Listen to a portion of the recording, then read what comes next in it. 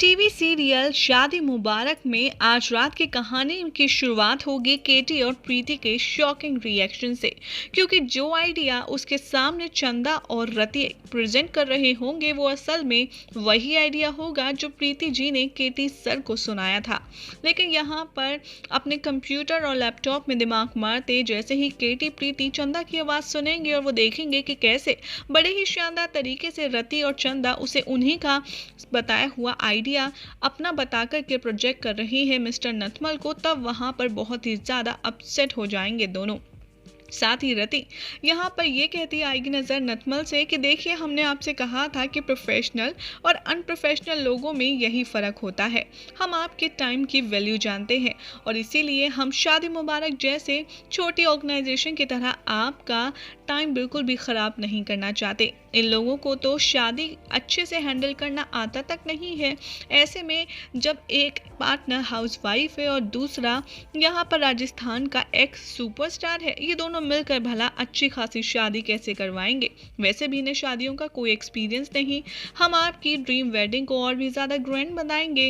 लेकिन तभी केटी चंदा पर चीखता है और कहता है कि चुप रहो, ये हमारा आइडिया है जो तुम नथमल सर को दिखा रही हो, और हम तुम्हें बहुत ही जल्दी दिखाएंगे ये प्रेजेंटेशन जो हमारे लैपटॉप में है और दूसरे लैपटॉप में कन्वर्ट करके हम तुम्हारे मुंह पर मारेंगे और बता देंगे सच कौन बोल रहा है, झूठ कौन बोल रहा है। चंदा यहाँ मौके का फ़ायदा उठाएगी और वो कहेगी कि अच्छा, नथमल ने तो आपको टाइम दिया था लेकिन आपका लैपटॉप ही काम नहीं कर रहा, इसलिए अब आप सारा इल्ज़ाम हमारे ऊपर डाल रहे हो। इतना अच्छा आइडिया देखने के बाद मैंने तुमसे केटी इतनी चीप हरकत एक्सपेक्ट नहीं की थी। मुझे लगता है कि तुम यहाँ पूरी तैयारी से नहीं आए। केटी कहता है कि यहाँ पर तुम अपने शब्दों को और अपनी हरकतों को संभालो, तुम्हें बहुत जल्द पता चलेगा कि तुमने कितनी बड़ी गलती की है। तभी नथमल यहाँ दोनों के झगड़े को शांत कराता है और कहता है स्टॉप इट, मैंने तुम्हें चांस दिया था, तुम नई कंपनी हो, इसीलिए मैं बिजनेसमैन हूँ और इस तरीके के एक्सक्यूजेस को बखूबी जानता हूँ।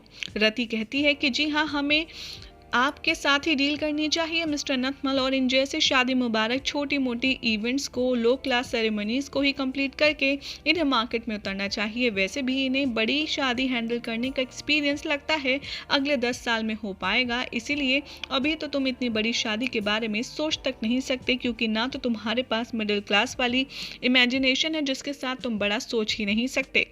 देखते ही देखते नथमल को इम्प्रेस कर लेती है रति और चंदा, और वहां पर केटी और प्रीति लाचार खड़े देखते रह जाते हैं। यहाँ नथमल कहता है कि मुझे बहुत ही अच्छा आइडिया लगा आपका, और रति स्माइल करती है और चंदा भी उसे खूब शाबाशी देती है।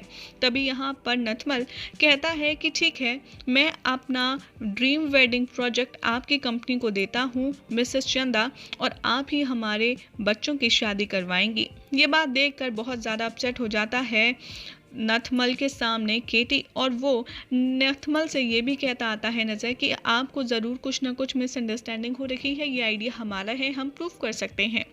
यहाँ पर नथमल कहता है कि चुप रहो, तुमने मेरा टाइम वेस्ट किया है केटी एंड प्रीति। मैं तुम्हारी वेबसाइट पर तुम्हारी कंपनी के बारे में ऐसा रिव्यू लिखूंगा कि अगले कोई भी टीम तुम्हारे पास आएगी तो आने से पहले 10 बार सोचेगी कि आखिर तुम्हारी कंपनी की रेपुटेशन और वो है कैसी।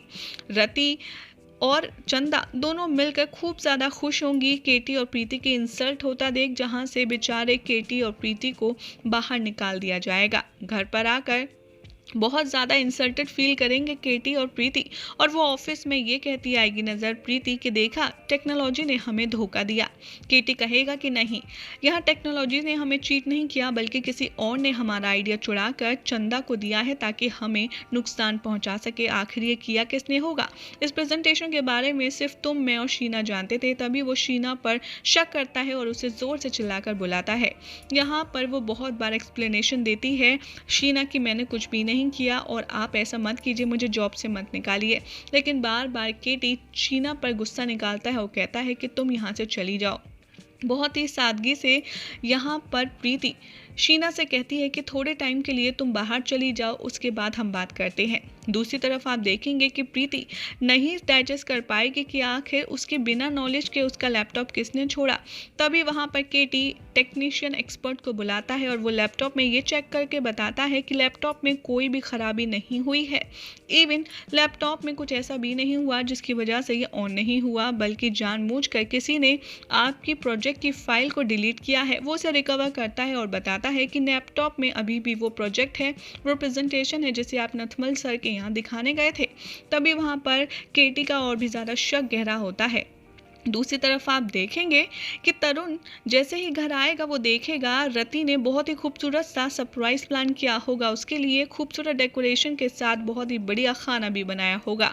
वहाँ पर तरुण को रति ये जानकारी देती है कि तुमने अपना जादू प्रियंका के ऊपर इस तरह चलाया कि उसने प्रीति का ड्रीम पैलेस बुरी तरह से तोड़ दिया है। प्रियंका बहुत जल्द प्रेजेंटेशन हमारे पास लेकर आई और उसे सही टाइम पर मैंने चंदा मैम को दिया और रातों रात हमारी किस्मत बदल गई। तरुण कहता है कि अब उसे नहीं पता कि आगे क्या करना है और रति तब उसको गाइड करती है और बोलती है कि तुमने इतना यूनिक आइडिया दिया और तुमने वो मुझे दिया, जिसकी वजह से मेरी आज ऑफिस में चंदा मैम के आगे रेपुटेशन और भी ज़्यादा बढ़ गई है। और आपको नहीं पता कि जब प्रीति और केटी वहाँ पे थे तो उसकी शक्ल देखने लायक थी, उसका चेहरा तो काफ़ी ज़्यादा शॉक में था। और तभी हमें नथमल का प्रोजेक्ट भी मिल गया और ये बहुत ही ब्रिलियंट आइडिया था। जिस तरीके से तुमने प्रियंका को यूज़ किया, बस ऐसे ही उसको अपने जाल में फंसाए रखो और हमारी सारी मुश्किलें वो ही सॉल्व करेगी।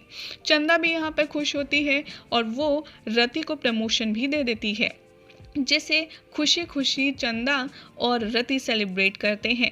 तरुण को यहाँ पर रति ये भी कहती आती है नजर, उसने क्या सोचा था कि हम बेवकूफ़ हैं, लेकिन अब तुम्हें नहीं पता कि प्रियंका का कंट्रोल हमारे हाथों में है।